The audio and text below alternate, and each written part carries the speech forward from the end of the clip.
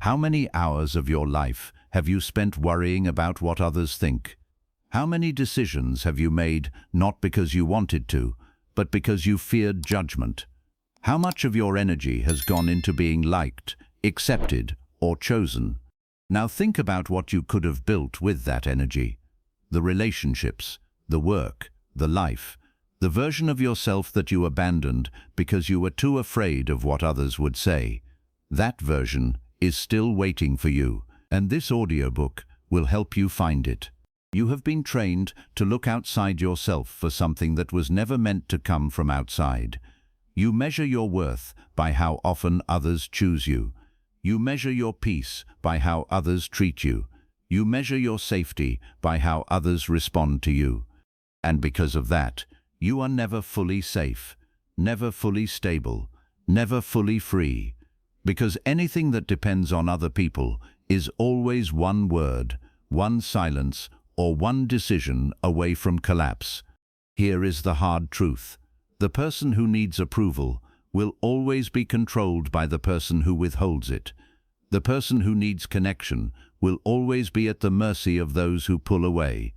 And the person who needs others to feel whole will never be truly whole, because wholeness that comes from outside is alone, not an ownership. But imagine this instead.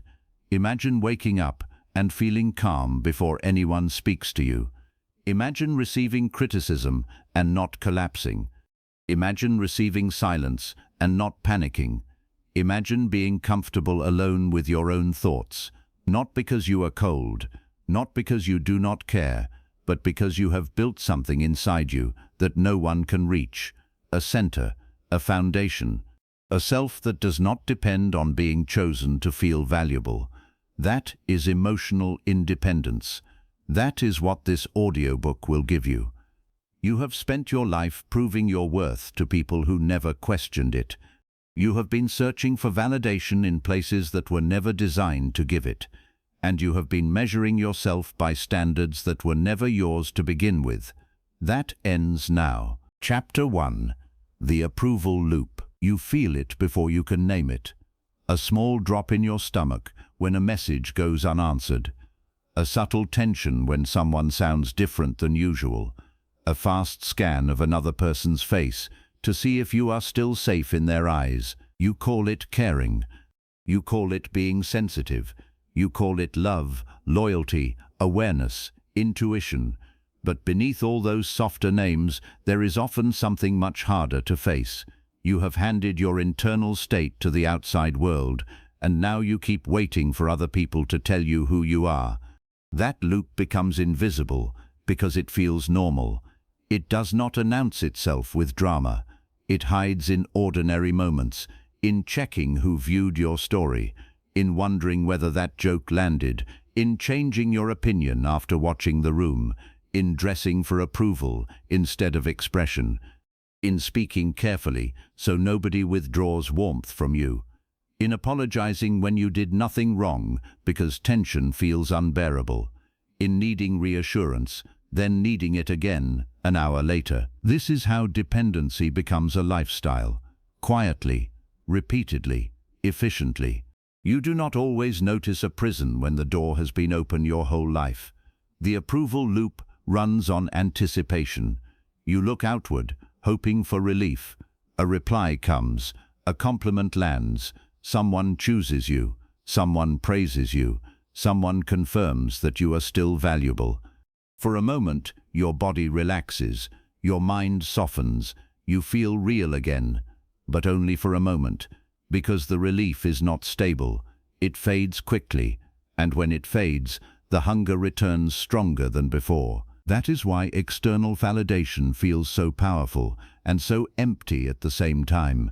It gives a quick lift without giving a foundation. It sparks your nervous system without building your center. You feel better, but you do not become stronger.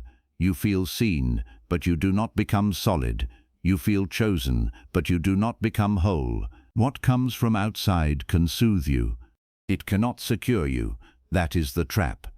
You start arranging your life around the next emotional dose. You become highly aware of response times, tone shifts, facial expressions, and social signals. You study people to predict whether they will affirm you or unsettle you. You become skilled at adaptation, skilled at reading rooms, skilled at pleasing, skilled at becoming acceptable, and because the behavior often gets rewarded, you mistake it for wisdom. But there is a price for building your worth on reaction. You stop asking what is true for you and start asking what keeps approval flowing. You stop speaking from clarity and start speaking from strategy. You stop resting in your own judgment and start renting your identity from the room. Bit by bit, your self-respect becomes negotiable. Not because you are weak, because the loop trained you to survive by being approved of. Sit with that. If your peace can be taken by a delayed reply, then your peace was never really yours. The loop also distorts memory. You can receive 10 signs of respect and fixate on the single sign of rejection. You can be praised by many and obsess over the one person who withheld warmth. The mind does this because threat feels more urgent than comfort. When your worth is tied to other people, every small withdrawal feels like danger. So you replay, you analyze, you over-explain, you overcorrect, you chase closure, you chase certainty, you chase the impossible promise that if everyone responds the right way, then finally you will feel settled. That day never comes, because no person can regulate your worth for you all day, every day, forever. No partner can text enough.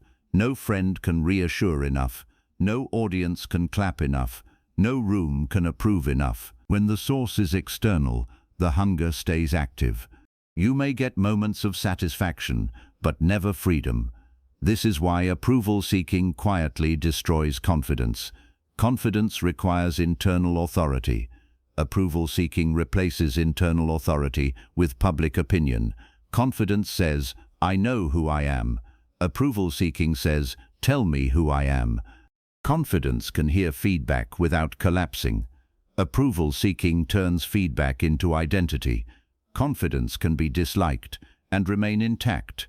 Approval seeking experiences disapproval as a wound to existence. Read that again in your mind. The difference is not small. It is the difference between living from your center and orbiting everyone else. You may have called this love. You may have called it being relational. You may have called it being deeply connected. But connection is not the same as dependence. Connection adds richness to a whole life. Dependence tries to fill an inner emptiness with another person's attention. Connection is chosen. Dependence is urgent. Connection breathes. Dependence clings. Connection allows two complete people to meet. Dependence asks another person to complete what you have not yet built inside yourself. That does not make you broken. It makes you human and conditioned.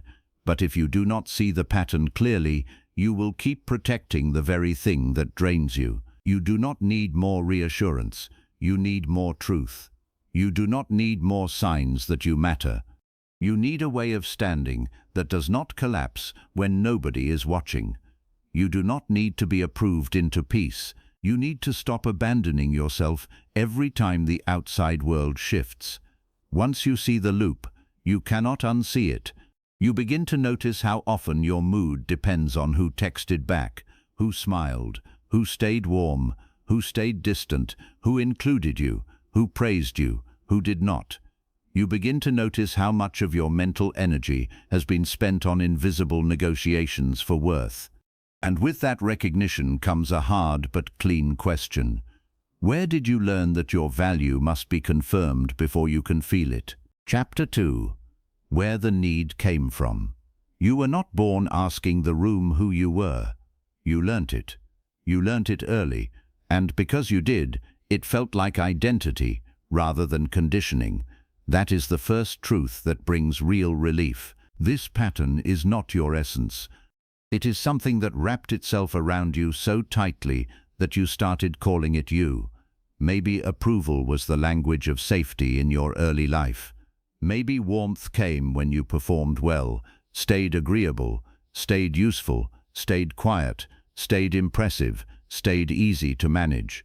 Maybe tension in the house taught you to read faces before you could read your own needs. Maybe love was present but inconsistent, and inconsistency trained your nervous system to monitor every emotional change. Maybe you learned that closeness could disappear without warning, so you became watchful, adaptive, careful. A child does not stand back and say, "This is creating dependency." A child simply learns how to stay connected. What kept you emotionally safe as a child can keep you emotionally trapped as an adult. This is why you can be smart and still struggle here. Intelligence does not erase conditioning. Insight does not automatically undo the body's habits. You can understand the pattern with your mind and still feel it run through your body when someone pulls away. You can know you should not care so much and still care too much. That gap does not mean you are fake. It means learning happened on more than an intellectual level. The need for approval often forms in small, repeated moments, not just in big, dramatic wounds.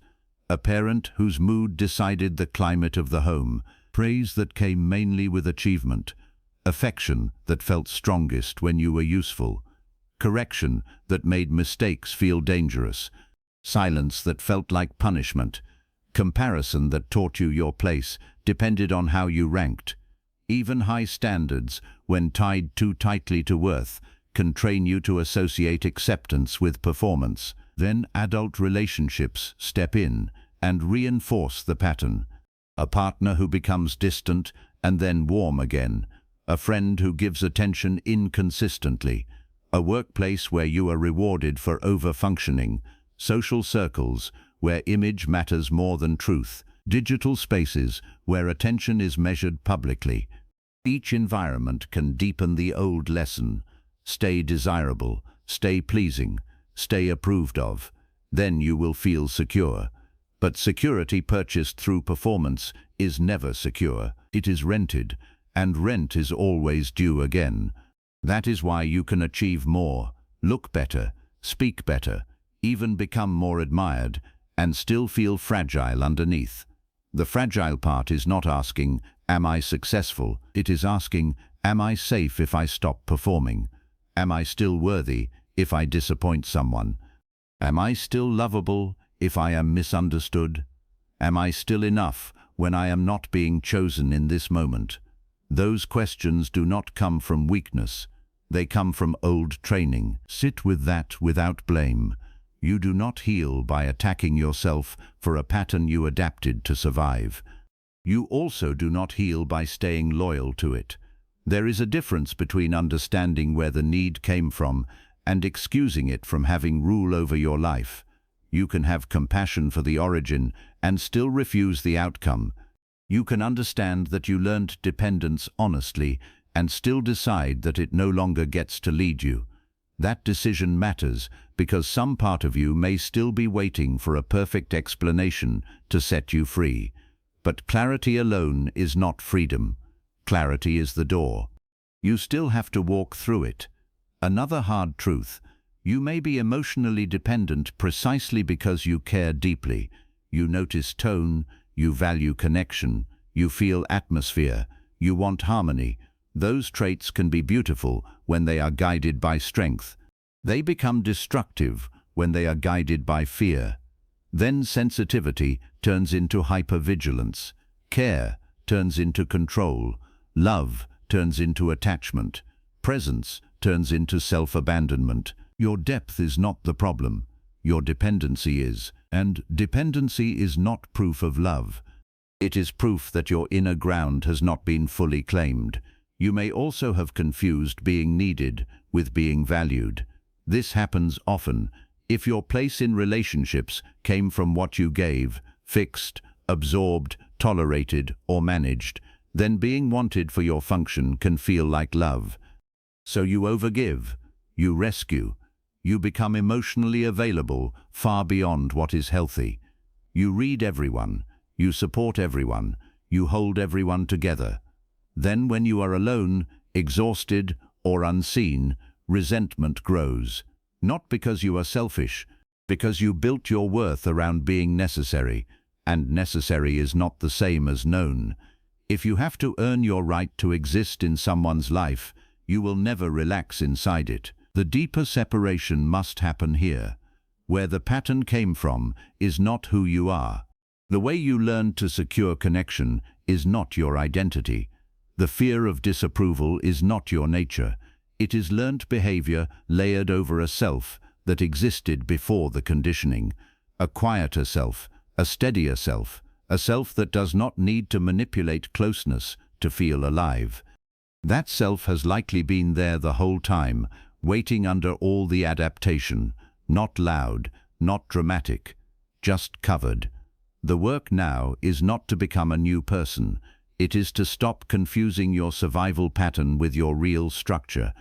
It is to stop saying, "This is just how I am," when what you really mean is, "This is how I learnt to stay attached."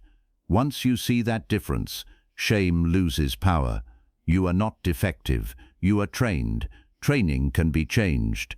But once you understand the origin, another truth becomes impossible to avoid.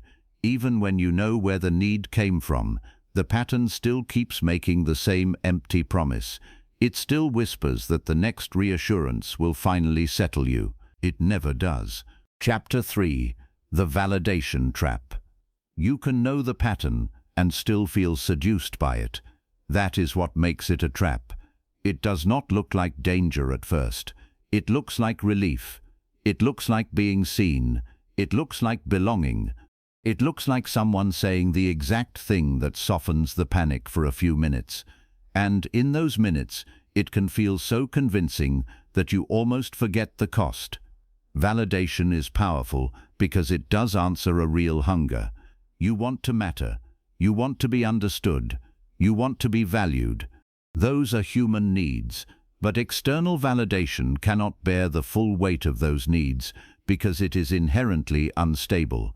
It depends on mood, timing, attention, perception, bias, and the emotional maturity of other people.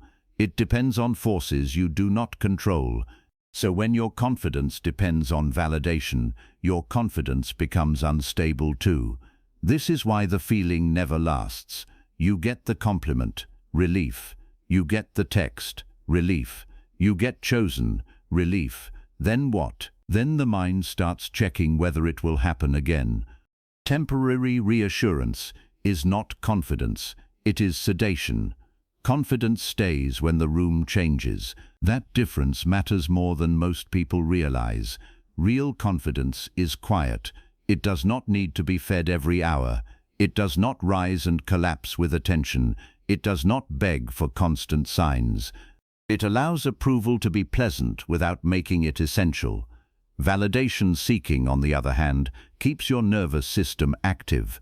You are always scanning, anticipating, interpreting. You may look functional on the outside, but inside you are working overtime just to feel normal. That exhaustion becomes obvious in the digital world. Social media takes the approval loop and turns it into a machine. It gives numbers to attention. It gives proof to comparison. It gives instant feedback, instant silence, instant judgment, instant visibility, and instant invisibility.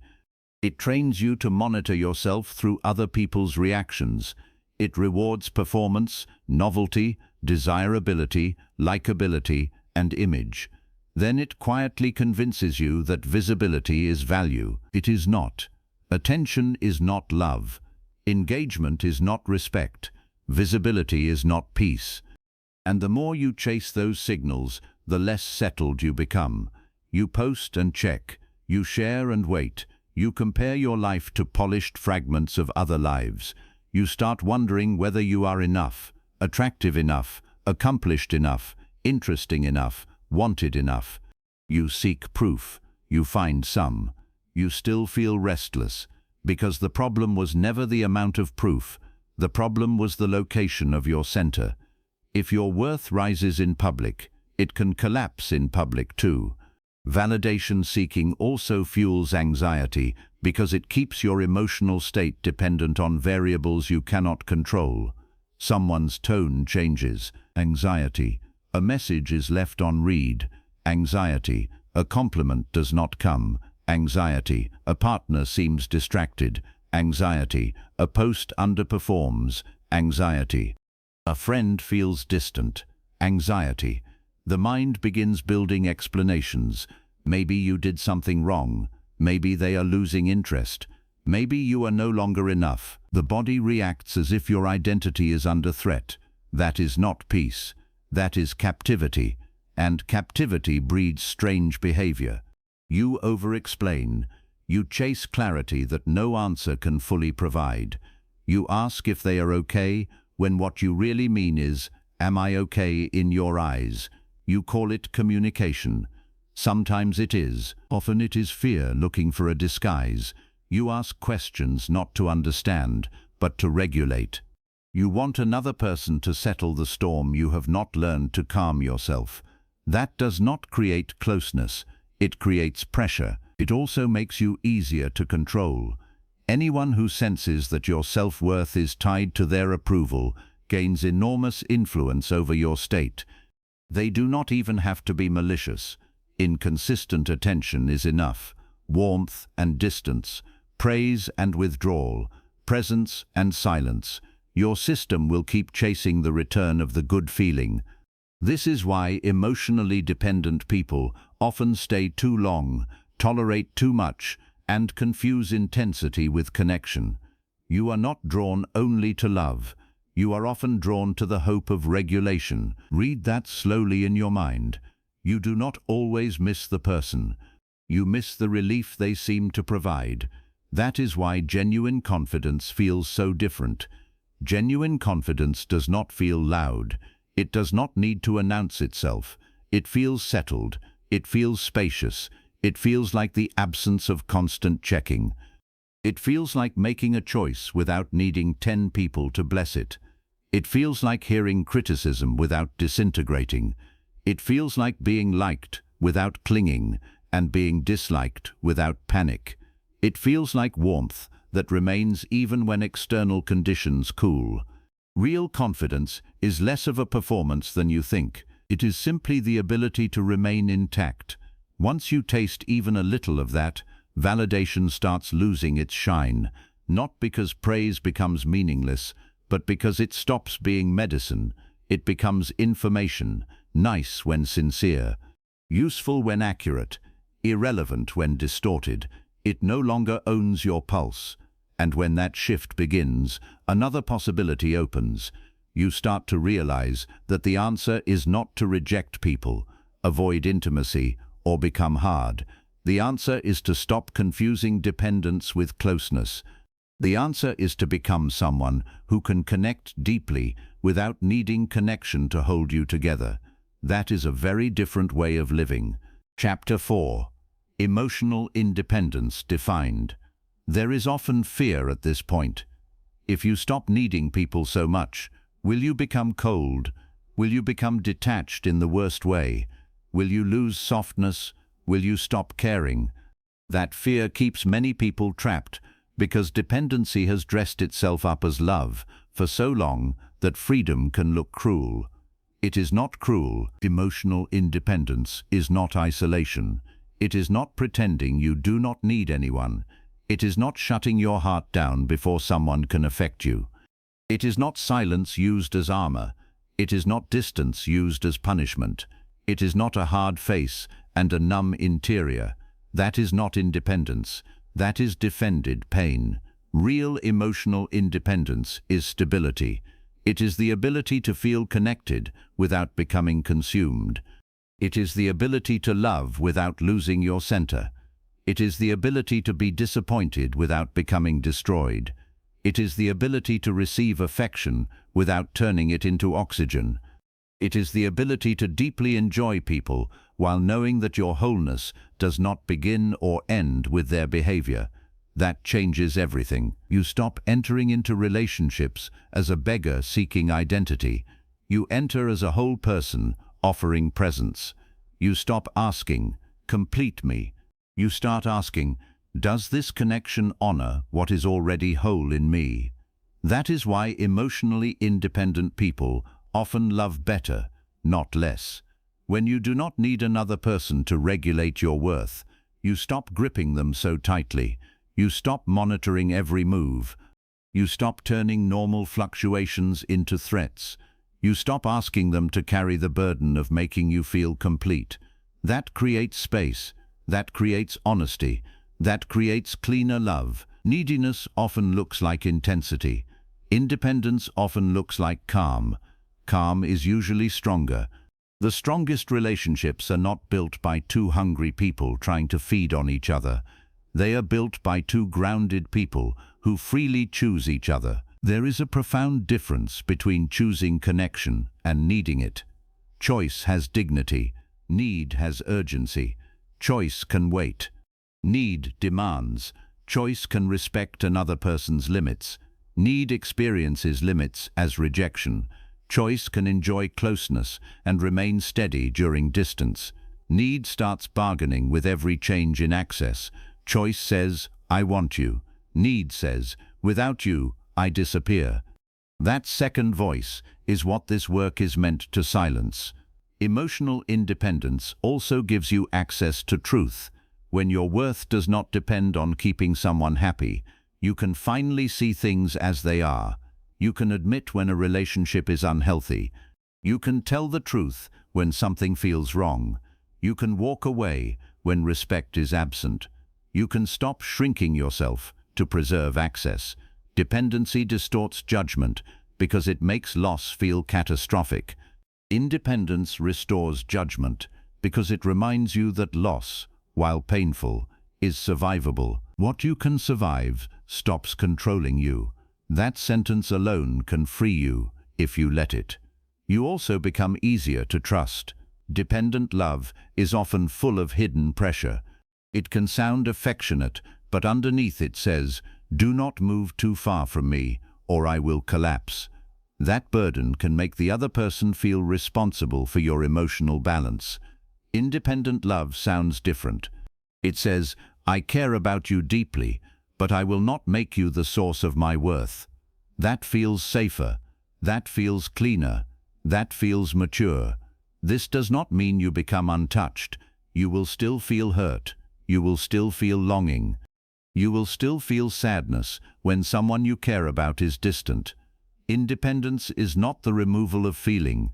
It is the refusal to let feeling overthrow your center. Pain can visit you without ruling you. Grief can move through you without redefining you.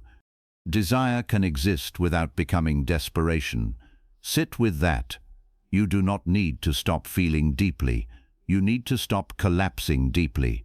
Emotionally independent people also maintain a private relationship with themselves that does not depend on applause. They know how to return inward. They know how to hear their own thoughts. They know how to sit in silence without reaching for distraction every second. They know how to self-correct without self-hatred. They know how to validate their own effort, their own pain, their own values, their own growth. Not perfectly, consistently enough.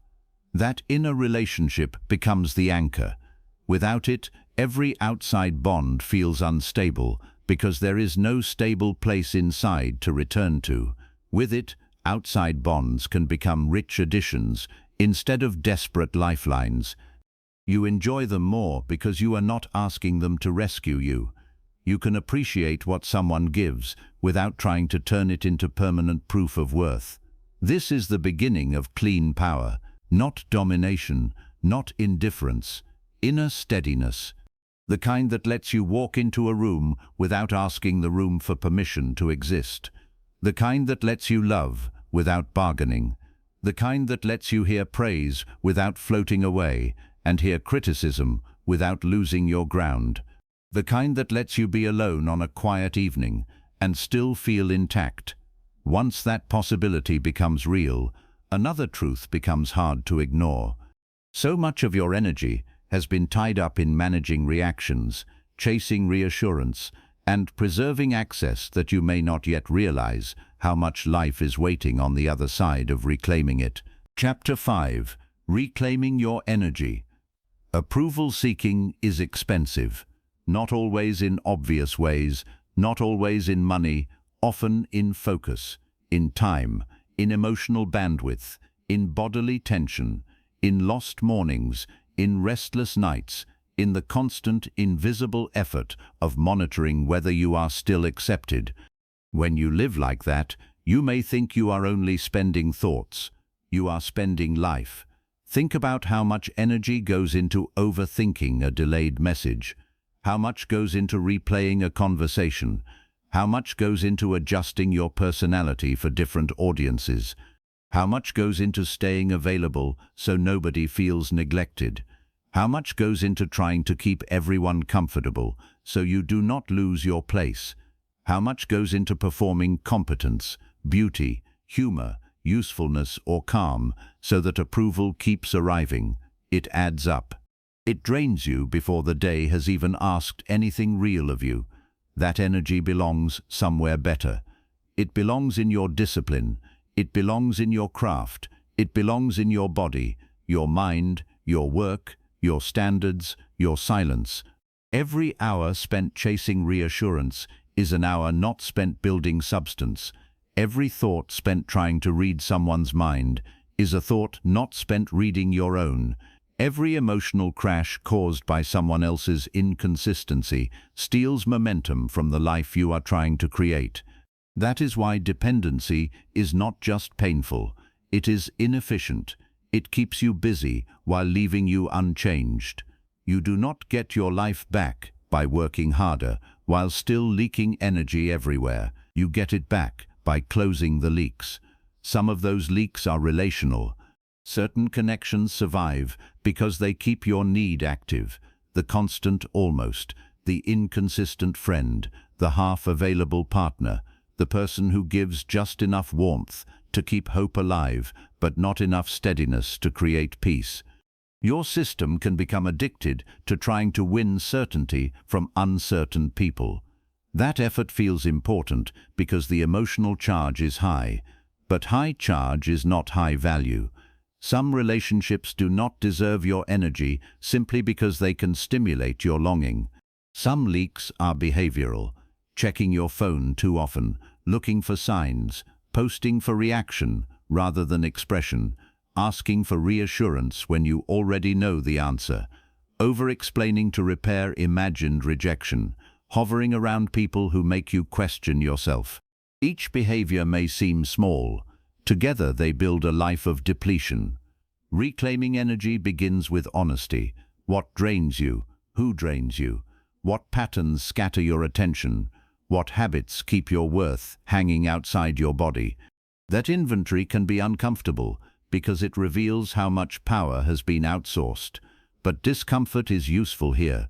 It shows you where to take your life back. There is clean anger in this stage, not rage at others, a quieter anger, the kind that says, I am done spending my mind on this.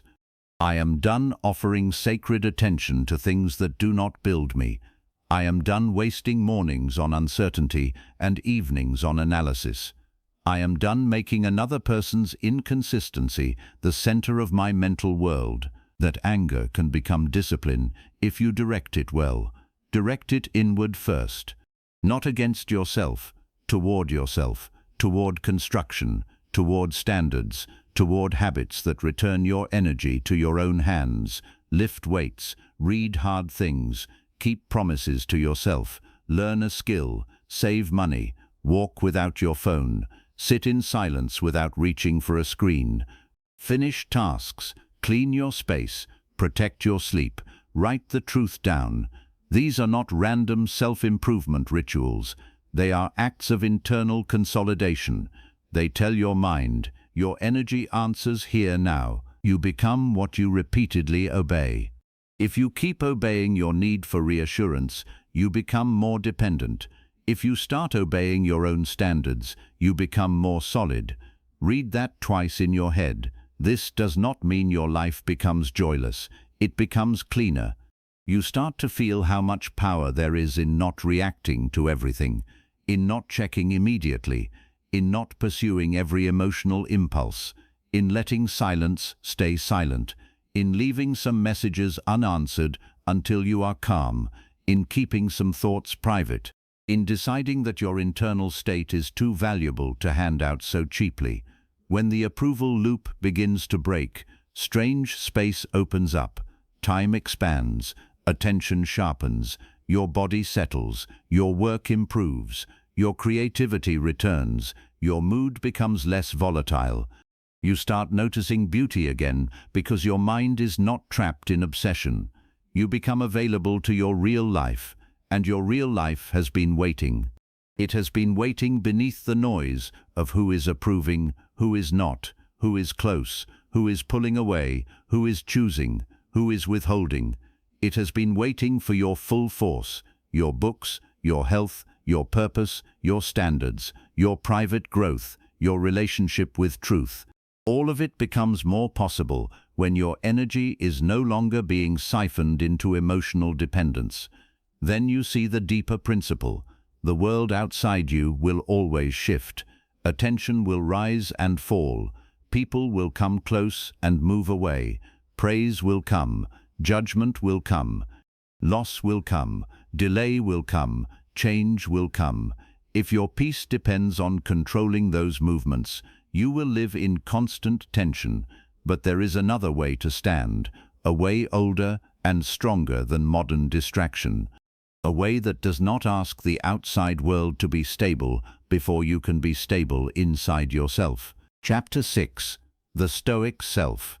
Long before phones, feeds, and constant noise, there were minds wrestling with the same truth. The outside world cannot be controlled enough to build peace on it. Other people will think what they think. Events will move as they move. Bodies will age.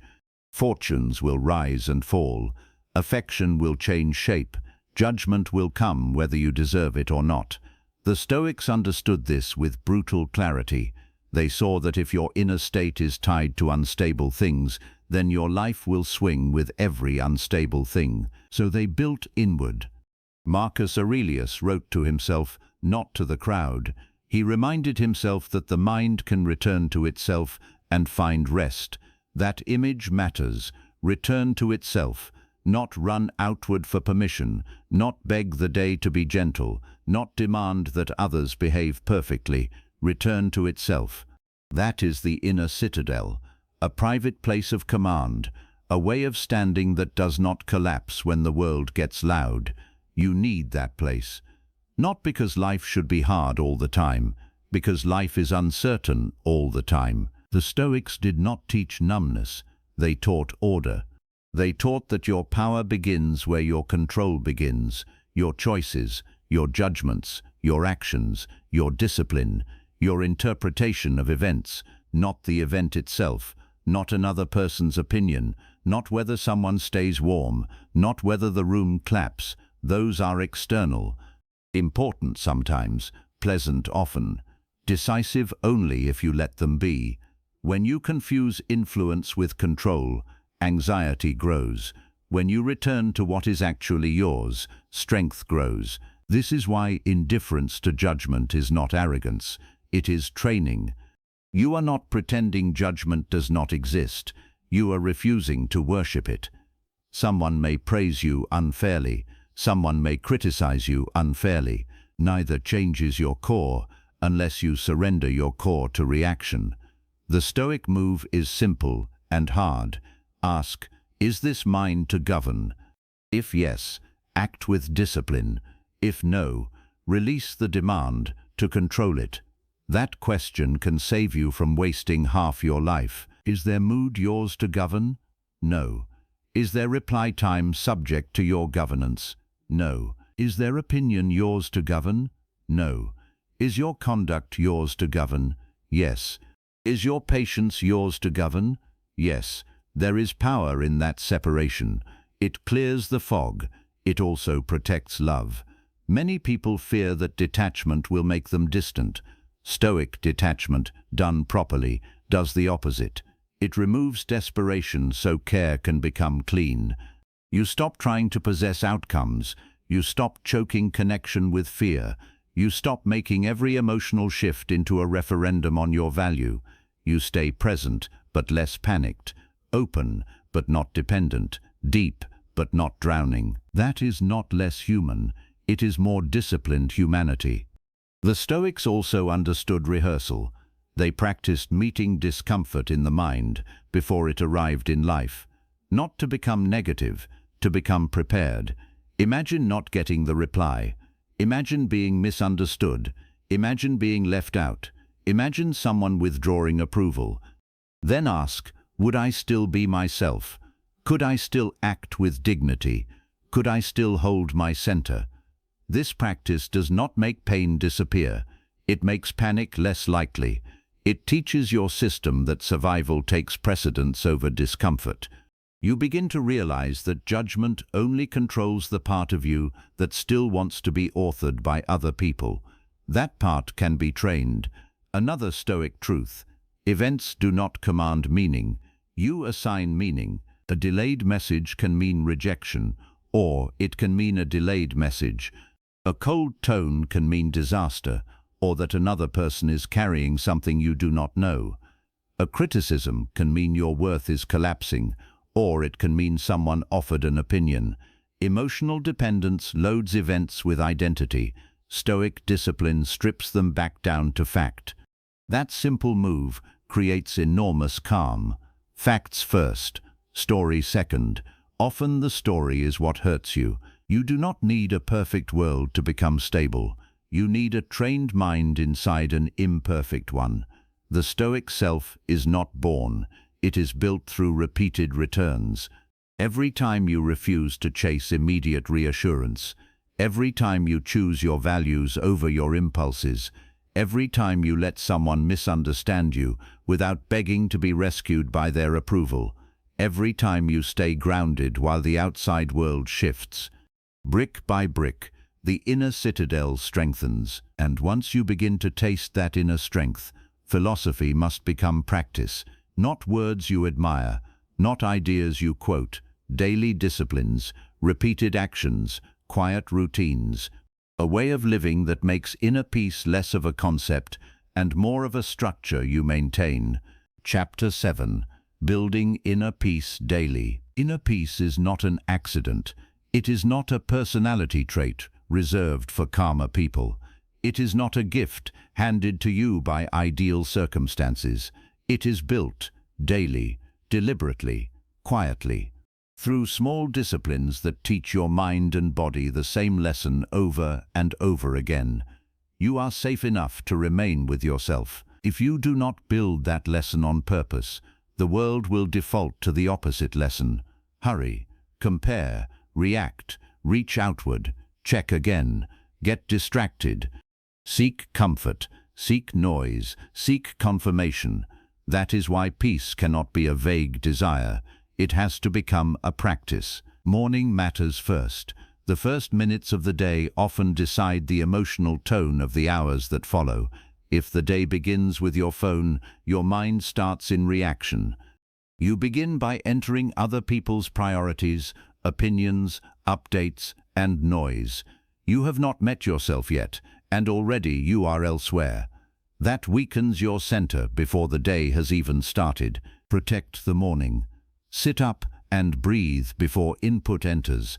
Let silence arrive before information does. Drink water, stand still, look at the light, ask a better question than, who needs me?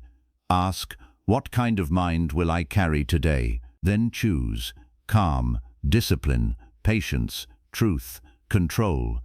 That choice sounds simple, because it is. But repeated simple choices create internal architecture. The day does not make your mind. It reveals how you trained it. Train it early. Silence is not emptiness. It is contact. It is where you hear the thoughts that noise keeps buried. It is where you notice your impulses before they become behavior. It is where you discover how restless you are without distraction. That restlessness is useful information. Many people cannot sit quietly for 10 minutes because the moment silence arrives, unmet feeling rises with it. So they scroll, they text, they consume, they call it staying connected. Often it is avoidance. Solitude trains self-sufficiency by removing borrowed stimulation. No performance, no audience, no immediate reaction, just you and your own presence.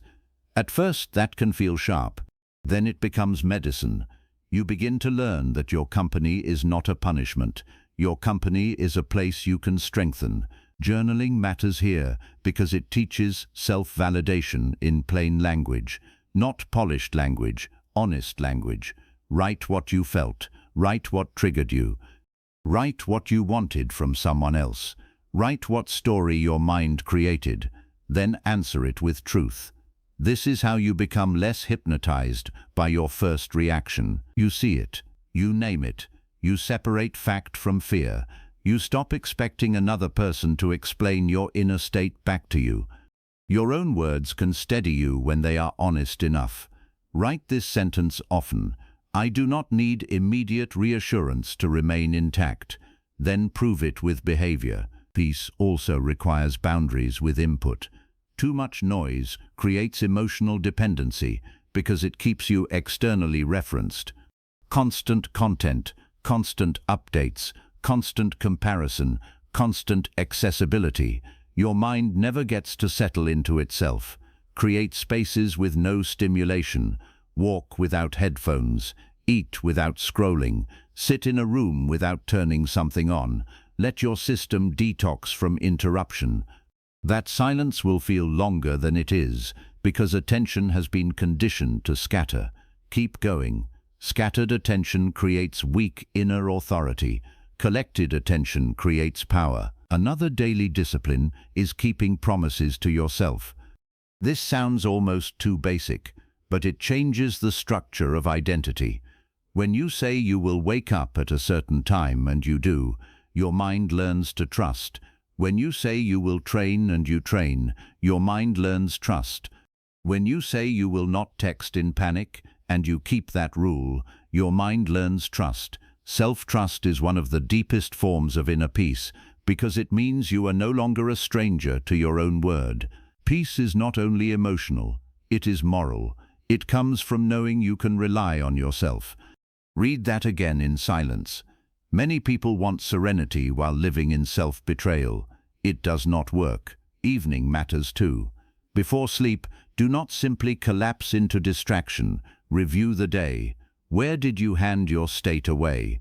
Where did you stay steady? Where did you seek approval instead of standing in truth? Where did you choose silence over reaction? This is not for self-punishment. It is training. You are teaching awareness to stay active. The examined day becomes calmer than the impulsive day. Slowly, the effect builds. You become less reactive because your baseline is steadier, less needy because your inner contact is stronger, less dependent because your own practices are feeding you what you once begged from the world. That does not make you invulnerable. It makes you rooted. And from that root, something new begins to grow. A kind of confidence that does not wait for confirmation, a kind of self-regard that does not need witnesses, a kind of certainty that stays quiet because it no longer needs to argue for itself. Chapter 8. Confidence without confirmation. Most people think confidence is something you display. It is not. Display can be faked. Volume can be faked. Charm can be faked. Bold posture can be faked. Real confidence is harder to counterfeit because it is not mainly a look. It is a source.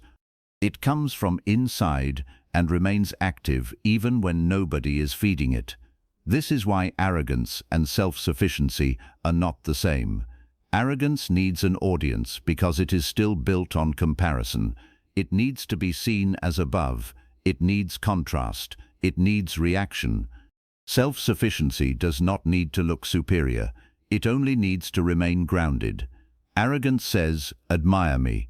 Self-sufficiency says, I know my ground. Arrogance is hungry in disguise. Self-sufficiency is full in quiet form. That quiet form is powerful. It lets you make decisions without first collecting endless approvals. You still listen. You still consider wise advice, but you do not surrender authorship. You stop treating every major choice like a public vote. You choose work because it fits your values, not because it impresses the room. You choose relationships because they are healthy, not because they look desirable from the outside. You choose standards because they are true, not because they earn applause. Confidence grows every time you act from inner authority. If other people can edit your self-concept whenever they react, then you do not yet have a self-concept. You have a live comment section. Building a self-concept that others cannot edit requires repetition. You need evidence from your own life, not compliments. Evidence. Moments where you told the truth when approval was uncertain. Moments where you left what was misaligned. Moments when you stayed calm amid misunderstandings. Moments when you held a boundary without apologizing for it. Moments when you did what needed to be done without waiting for anyone to clap first. Those moments become internal proof. That proof matters more than praise because it is anchored in conduct. Praise can be mistaken, manipulated, or withdrawn. Conduct stays. You know whether you acted with integrity. You know whether you obeyed your standards. You know whether you remained loyal to your own word. That knowledge builds a kind of confidence that is difficult to shake because it is not based on image. It is based on memory of self-leadership. You led yourself, so you trust yourself more. You trust yourself more, so you need less confirmation. That is the sequence. This shift also changes your relationships in ways that can surprise you. Some people will come closer because they feel less pressure around you. You are easier to be with when your worth is not constantly asking to be managed. You can listen without secretly needing reassurance back. You can give affection without making it transactional. You can enjoy closeness without turning every dip in intensity into a crisis. Other people may pull away. That is fine. Some connections were built around your need, around your over-availability, around your willingness to over-explain, over-give, over-adapt, and over-tolerate. When you stop doing that, the arrangement changes. If the bond depended on your lack of center, then your center will threaten it. Let it. Not every loss is a mistake. Some losses are the price of becoming solid. Read that slowly. Confidence without confirmation also changes how you relate to mistakes. When your worth is fragile, mistakes feel like exposure. They feel like proof that you are not enough. So you hide them, defend them, or collapse under them. But when your worth is more internally grounded, mistakes become information, painful sometimes, useful often. They no longer have to become identity. You can correct without self-destruction.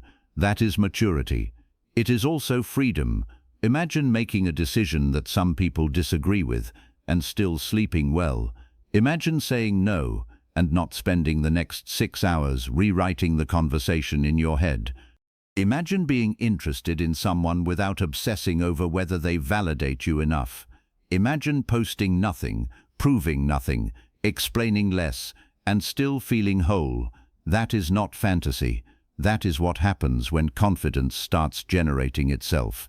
Not loud, not flashy, quietly sustainable. At that point, your fear of aloneness begins to change too, because much of what made being alone feel unbearable was not solitude itself. It was the absence of borrowed confirmation. Once confirmation matters less, your own company starts feeling less empty and more alive. You stop equating silence with deficiency. You start sensing another kind of strength there. Chapter 9. Being alone without being lonely.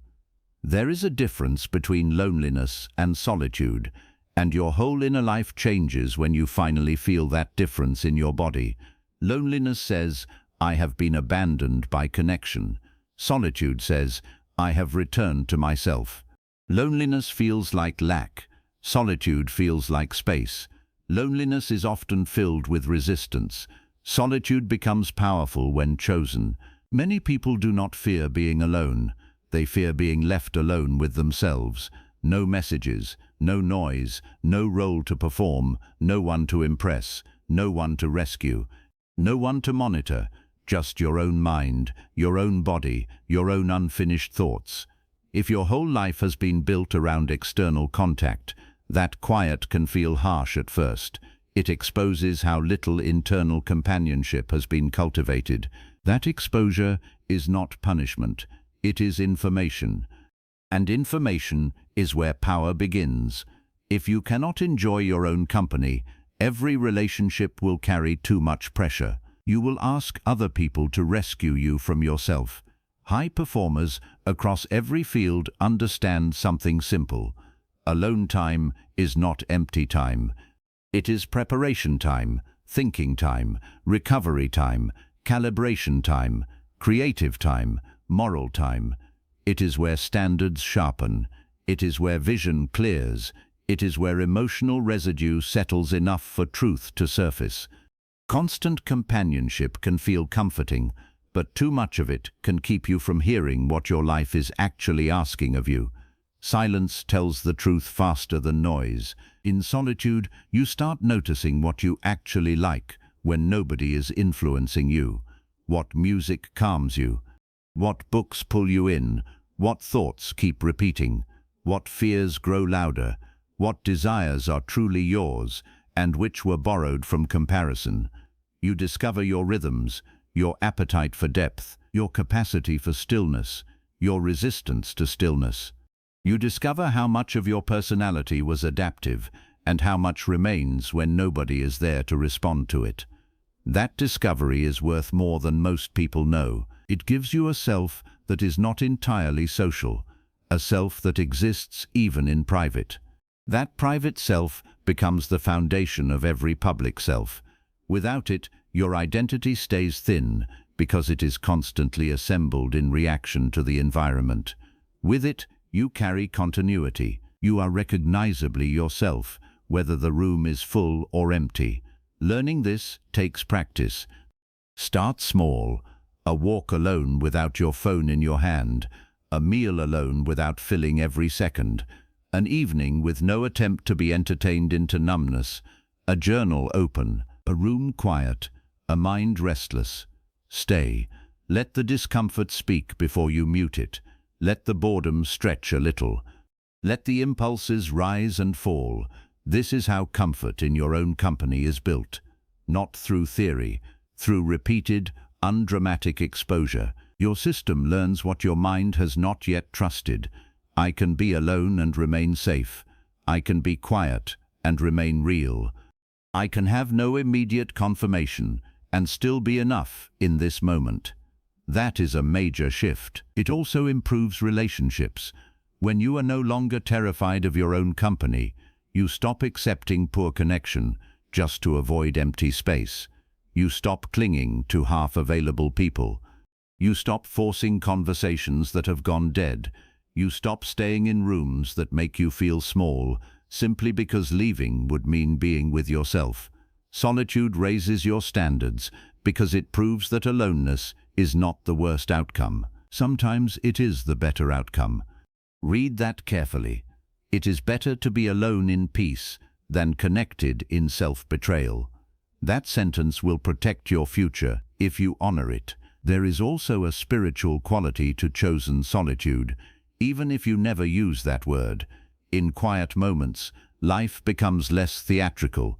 You notice breath, light on a wall, the sound of your own steps, the weight of your own thoughts.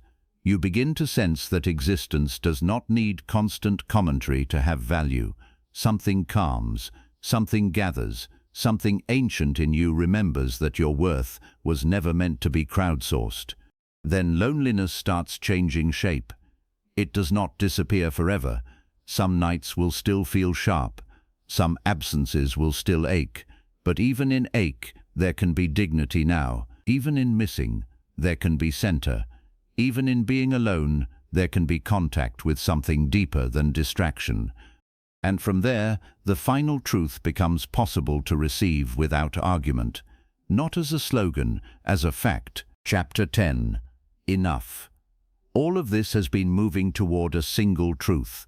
Quiet, unadorned, heavy enough to change your life if you stop resisting it. You are enough.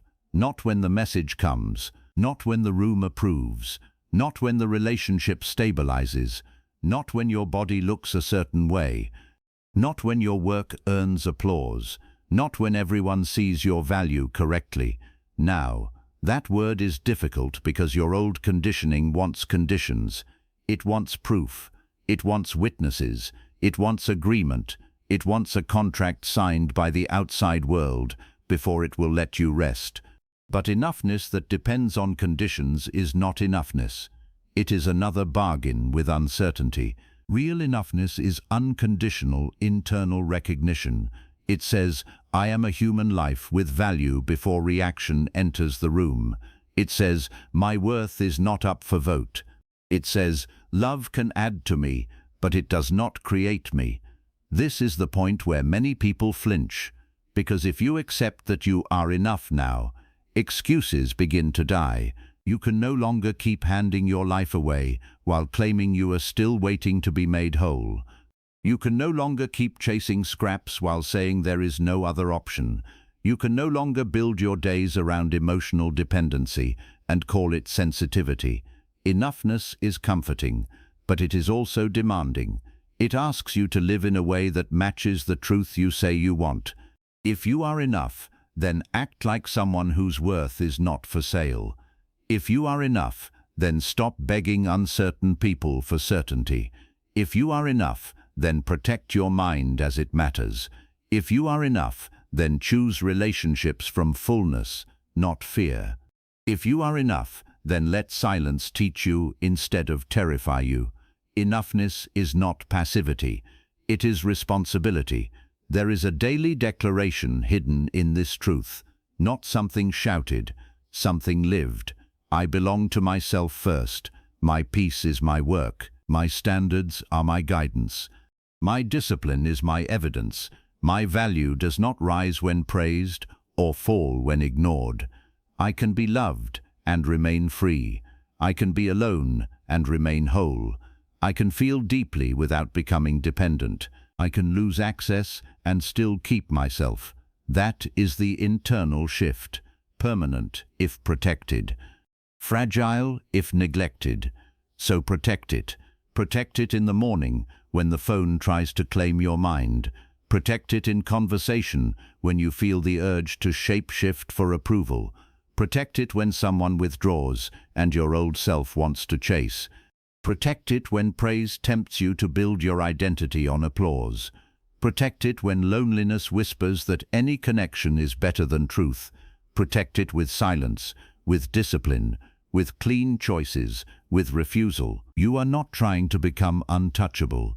You are becoming rooted. Rooted people still bend. They still feel weather. They still grieve. They still desire. They still care. But they do not uproot themselves every time the season changes. That is what enoughness gives you, not numbness, stability, the kind that lets love be sweet without making it sacred, the kind that lets loss hurt without making it defining, the kind that lets praise warm you without making it necessary, the kind that lets your own company become a home instead of a waiting room. Read this slowly inside yourself. You are not incomplete because someone failed to choose you. You are not smaller because someone misunderstood you. You are not empty because the room was silent. You are not behind because others were approved sooner. You are enough before evidence appears. That truth changes every relationship going forward. You stop entering with hidden demands. You stop asking people to solve your self-abandonment. You stop making closeness responsible for your identity. And because of that, you finally become more capable of real intimacy, the kind built on honesty, freedom, and clear sight, the kind that does not consume, the kind that does not beg, the kind that can stand in love without falling into dependence. This is where the noise ends. This is where the checking slows. This is where the room loses some of its power. This is where your own voice becomes audible, and when that voice is clear, the final words do not need to be loud. You do not need to chase what should be freely given. You do not need to panic every time silence enters the room. You do not need another person's certainty to stand inside your own. Your value does not appear when someone notices it. Your worth does not vanish when someone fails to see it. Attention can feel good and still have no power to define you. Approval can be pleasant and still be a poor foundation. Neediness is not love. It is fear asking for comfort. Peace begins when fear stops writing your relationships. Discipline is how you protect your inner life from outside chaos. Silence is not your enemy. Silence is where you hear what is true. Solitude is not the absence of life. It is contact with your own. Confidence is not noise. It is steadiness under changing conditions. You become powerful when your mood stops depending on reaction. You become free when your worth stops asking for witnesses. You become clear when you stop negotiating your identity with the room. You become dangerous to manipulation when you can tolerate disapproval. You love better when you stop needing love to prove you exist. You think better when your mind is not crowded by constant checking. You act better when your choices answer to values instead of fear. You rest better when your conscience knows you did not betray yourself. You walk differently when you no longer need to be chosen to feel real. You speak differently when approval is no longer your hidden goal. You sit differently when your own company becomes enough. You live differently when you understand that enough was never missing. You were never waiting to become whole. You were waiting to stop handing your wholeness away.